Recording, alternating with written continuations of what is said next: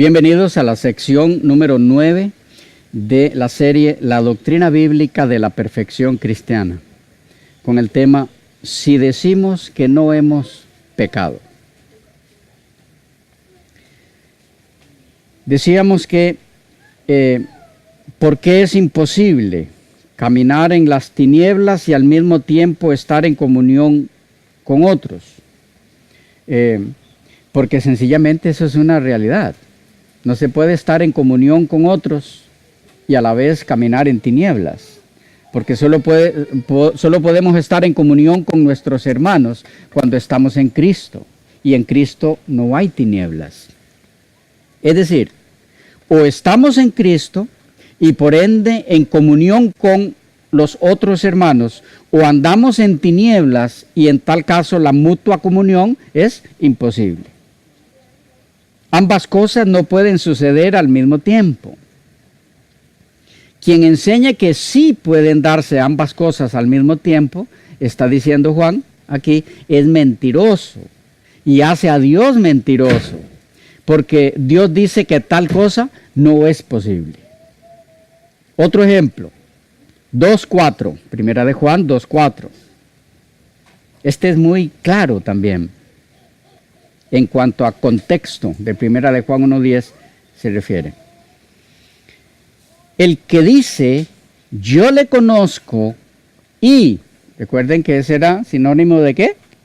Pero, el que dice yo le conozco y no guarda sus mandamientos, el tal es mentiroso y la verdad no está en él. Notemos cómo la estructura aquí es exacta al texto anterior, al 1:6, y también a la de 1:10. Hay una aseveración, número 1. Número 2, hay una actitud que contradice esa aseveración. ¿Me van siguiendo?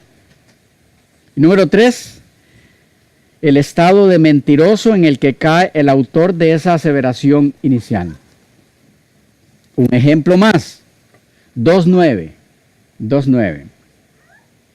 El que dice que está en la luz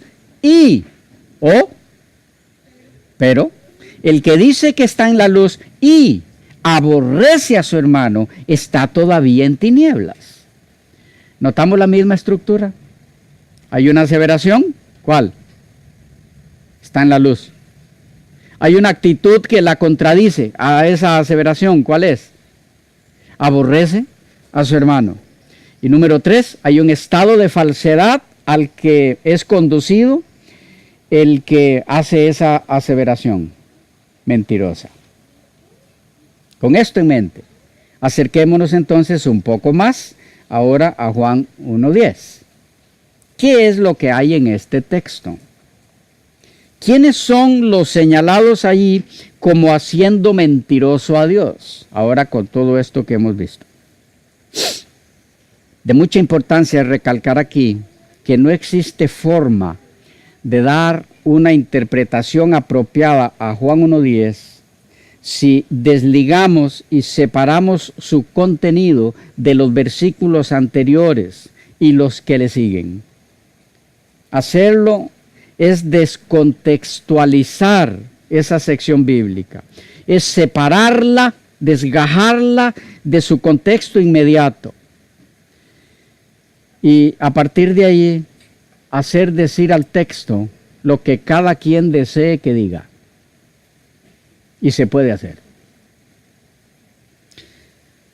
Y esto, lamentablemente, es lo que han hecho algunos expositores bíblicos, y entre ellos algunos de mucho renombre, lo cual es más lamentable todavía. ¿Qué es lo que tenemos entonces en nuestro texto en estudio? Juan 1:10. Una lectura completa de los primeros 3 capítulos de la epístola nos ha dado la pista de qué es lo que hay en el 1:10. Como en los demás textos que mencionan la misma frase. ¿Cuál era la frase? El que dice que, si decimos ¿qué? Pero. El que dice que, pero, o si decimos que pero.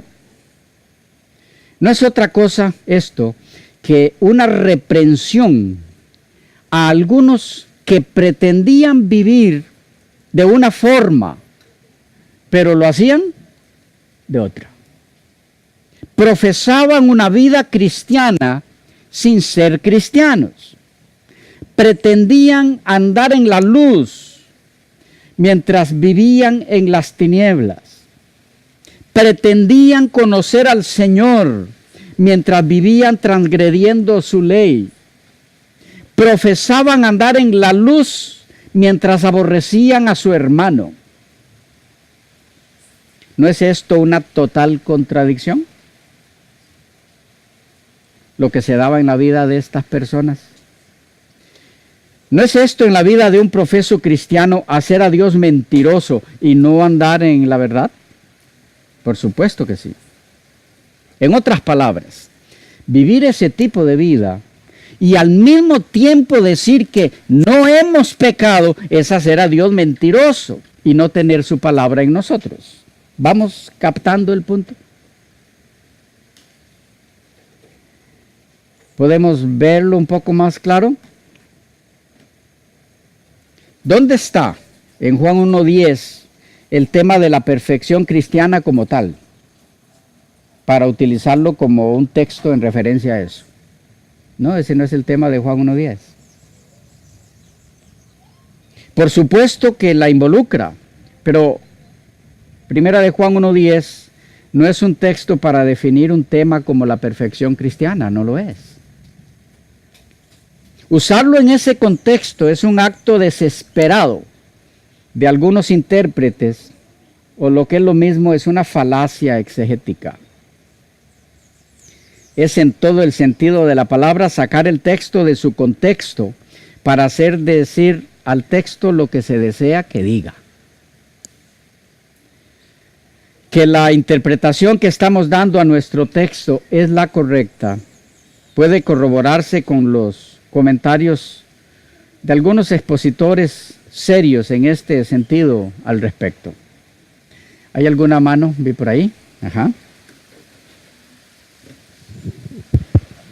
Pastor, este texto de 1 de Juan 1:10 podríamos, o lo que enseña este texto, podríamos reforzarlo con lo que dice en Mateo 15:8-9, que dice: Jesús, este pueblo de labio me honra, mas su corazón está lejos de mí, pues en vano me honran, enseñando como doctrinas mandamientos de hombres.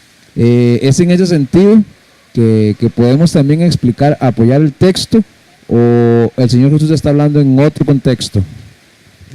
Él está hablando en otro contexto en cuanto a la época se refiere, pero está tocando el mismo tópico, que es una vida doble, ya, por decirlo en los términos más sintetizados posibles. Una vida doble. Y decir que en esa vida noble, en esa vida doble, no vivimos en pecado. En otras palabras, vivimos una vida doble, pero en pecado no estamos. Eso es lo que está reprendiendo Juan con el 1:10. ¿Lo hemos captado? Ok, ahora en Juan 1:10, Primera de Juan 1:10. Primera de Juan 1:10, perdone. Si decimos que no hemos pecado, lo hacemos a él mentiroso, su palabra no está en nosotros. Pero lo hacemos a él mentiroso si esto es verdad, si esto fuese verdad. Ok, ¿qué es lo que quiere decir? Le hacemos a él mentiroso y su palabra no está en nosotros. Si declaramos que no hemos pecado, pero vivimos en el pecado, pero aborrecemos a nuestro hermano, ¿cómo hacemos a Dios mentiroso? Vamos a verlo en un momento, pero se los sintetizo. Dios dice que vivir esa vida es pecado. Dios dice que aborrecer al hermano es pecado. Dios dice que andar en tinieblas es pecado. Dios dice que no guardar sus mandamientos es pecado. Estas personas dicen, no, aunque no guardemos sus mandamientos, aunque andemos en tinieblas, aunque aborrezcamos a nuestros hermanos, en pecado no estamos. ¿Qué están diciendo? Dios miente. ¿Ya? No es cierto que estamos en pecado por no amar al hermano. Hay un contexto histórico que nos ayuda un poco más aquí a captar esto, y es la influencia gnóstica que estaban sufriendo los hermanos en esta época.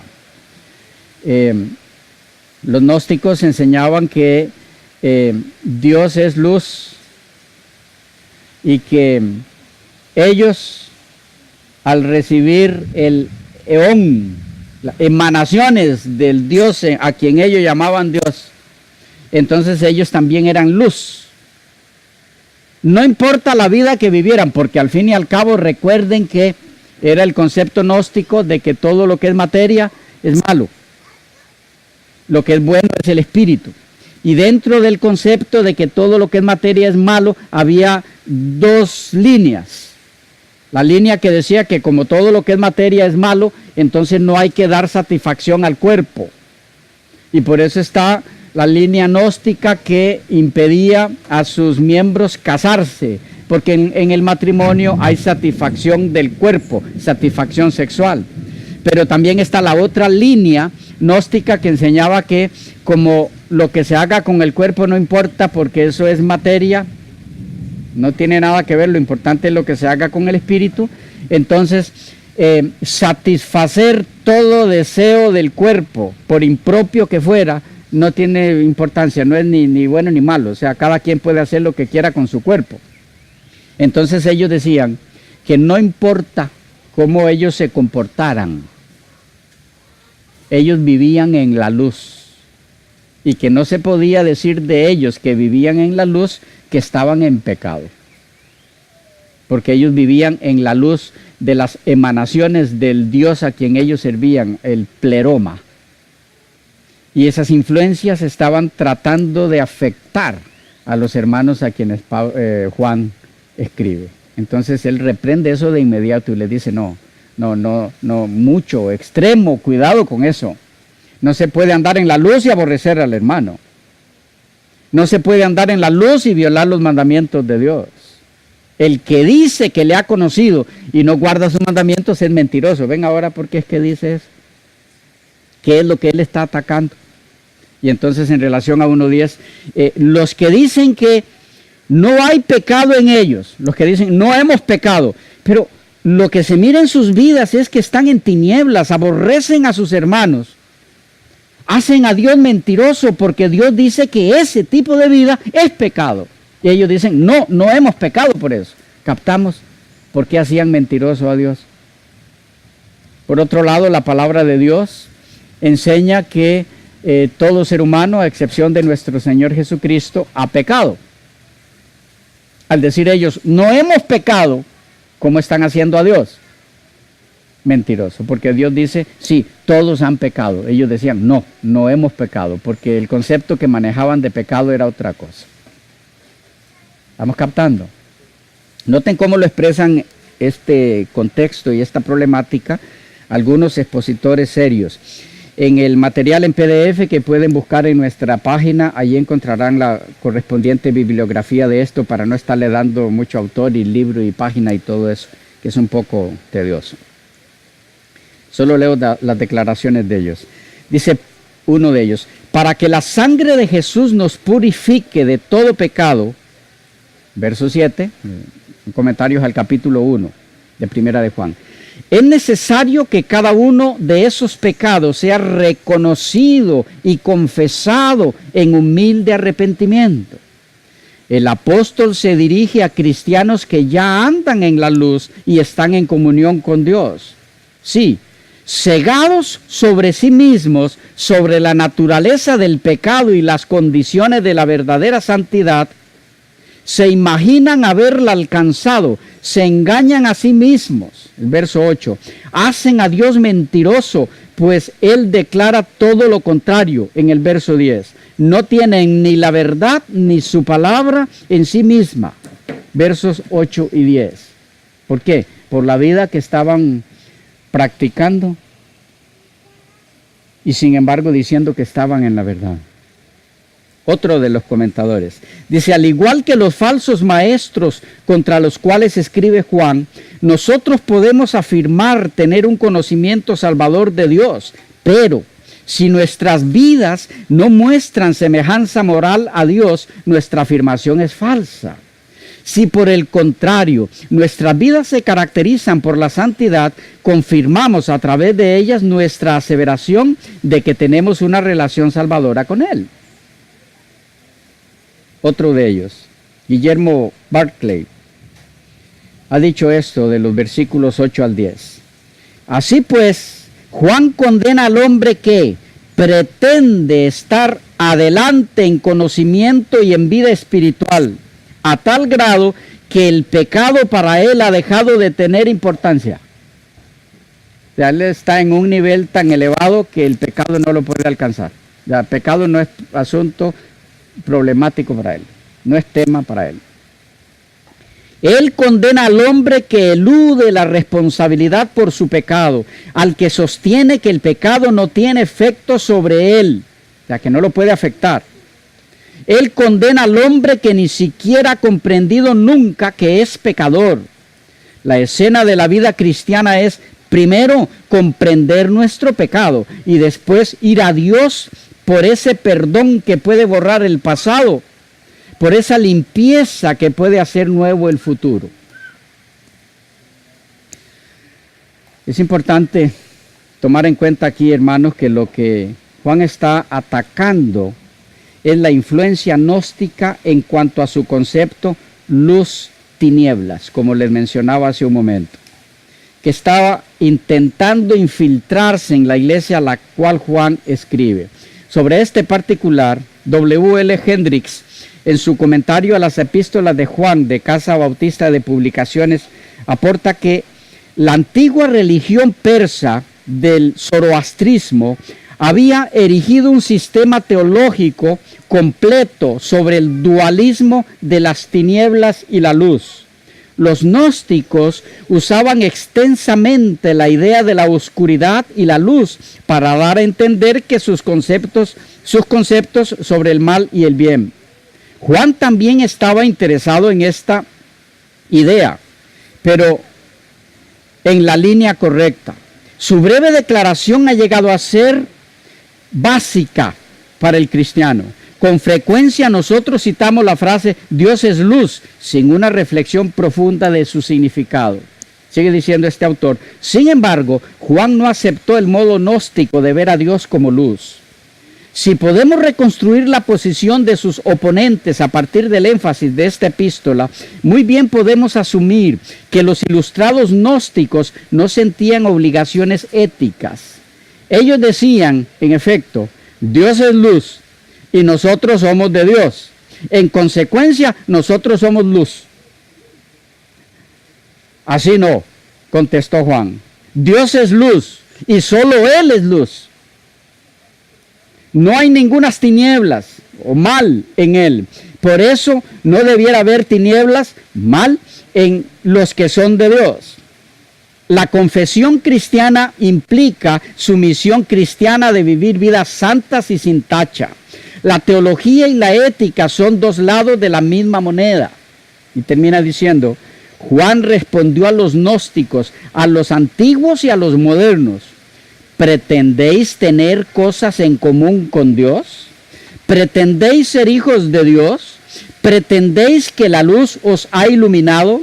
¿Cómo puede ser esto cuando lo que hacéis es oscuridad y no luz, malo y no bueno? Vuestras acciones desmienten vuestras declaraciones. Para Juan, la verdad no es lo que uno dice, sino lo que uno hace. Gary M.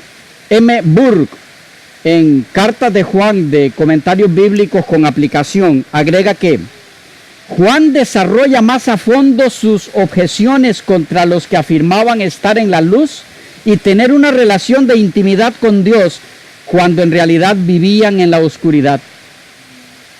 Estas personas no solo vivían en la oscuridad, 1:6, sino que afirmaban estar sin pecado, 1:8. Además, alegaban no tener pecados concretos por los que necesitaran limpieza, 1:9. Vemos que sus hechos hacen a Dios mentiroso e impiden que su palabra tenga sitio en la vida de ellos, 1:10. Termina diciendo, en el versículo 10 se nos introduce a la tercera presentación del error. La primera y la segunda están en el 6 y en el 8. Dice que es la más explícita, la del 1:10. La declaración del 1:10 es la conclusión de esa herejía. Los oponentes de Juan dicen ahora en esta última herejía, no hemos pecado. Otro de los autores nos dice, ¿puede alguien afirmar que no ha cometido jamás pecado alguno? Una posición así va en contra del carácter de Dios, haciendo de él un mentiroso. Verso 10. Difama la veracidad de su palabra que tiene en el pecado universal de la humanidad un dogma básico y central. En otras palabras, la palabra de Dios nos dice que el hombre ha pecado. Génesis 3, Primera Reyes 8:46, Job 15, 14 al 16, Salmo 14:3, Proverbios 29, Eclesiastés 7:20, Isaías 53:6, Juan 2, 24 y 25, Romanos 3, 21 al 24, etcétera, etcétera. Si esta enseñanza no fuera verdadera, que los seres humanos son pecadores, los esfuerzos salvíficos de Dios para recuperar a su pueblo que nos narra la Biblia no tendrían ningún sentido.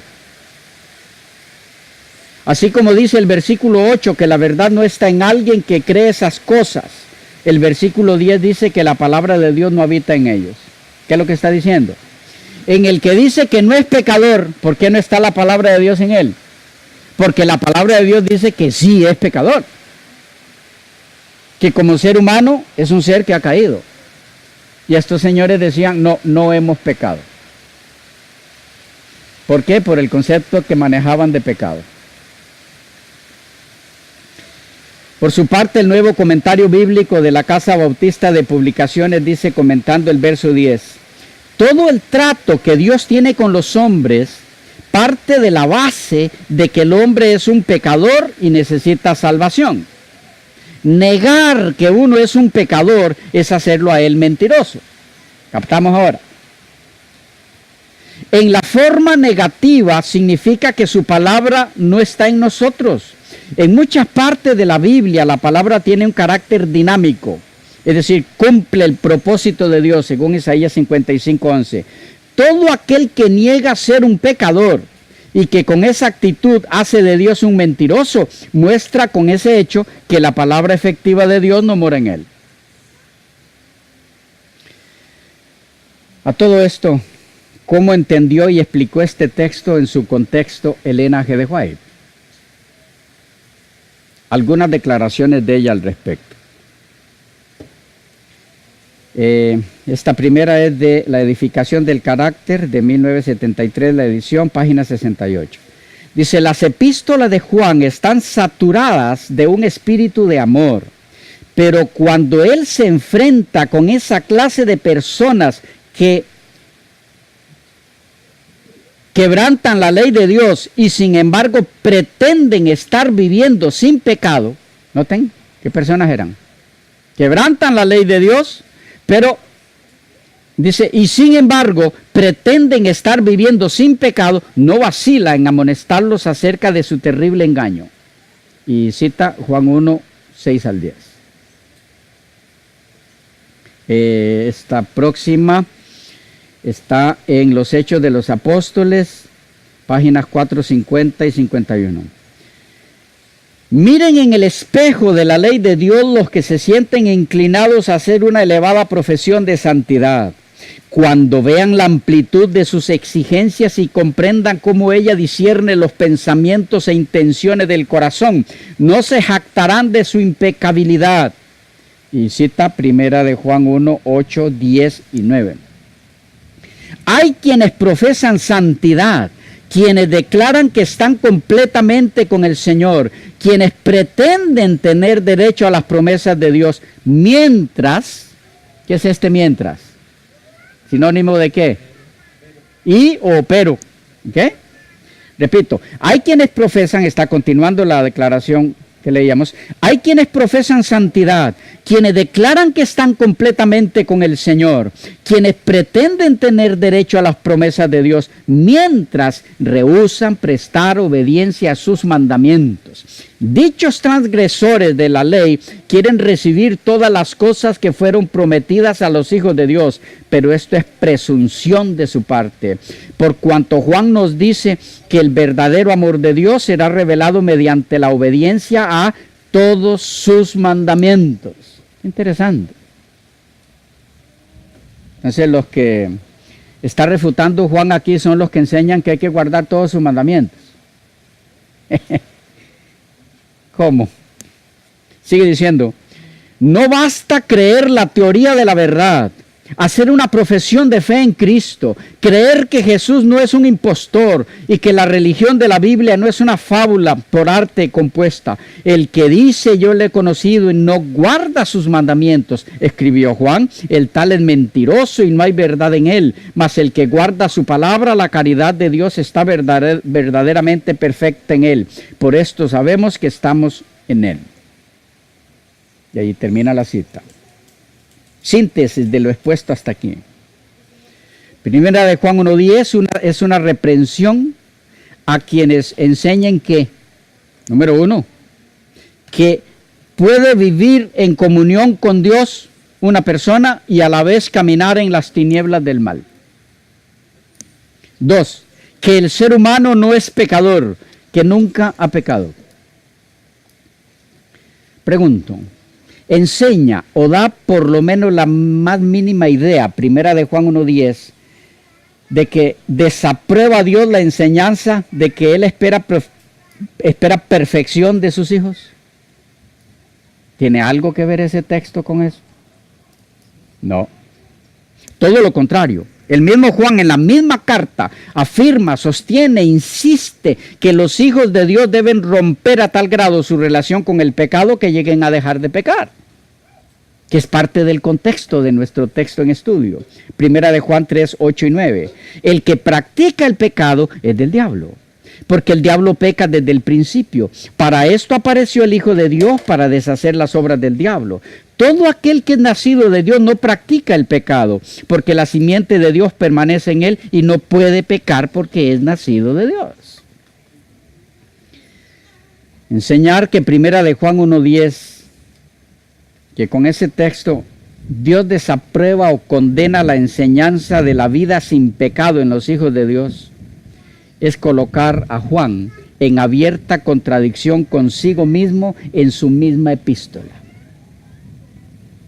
Entonces, la posición que ve en primera de Juan 1:10, una reprensión a la doctrina de la perfección cristiana en esta vida antes de la segunda venida de Cristo, está errada. Y en honor a la sana doctrina y a la correcta hermenéutica debe ser desechada. Primera de Juan 1:10 es una reprensión a quienes pretendían o pretenden vivir sin pecado cuando están sumergidos en él. Es una reprensión a quienes profesan la comunión con Dios mientras a la vez viven practicando el mal.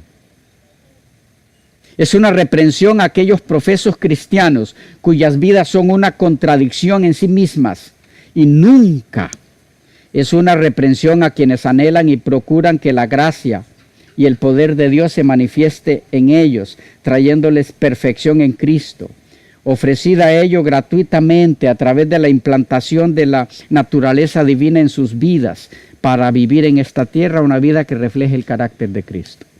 Nunca es una reprensión para esa enseñanza. ¿Claros? preguntas, inquietudes. Si les surgen, pueden hacerlas por los medios que pueden mirar allí en la pantalla. Dejamos por aquí continuaremos con otro texto en una próxima sección. Que Dios les bendiga mucho.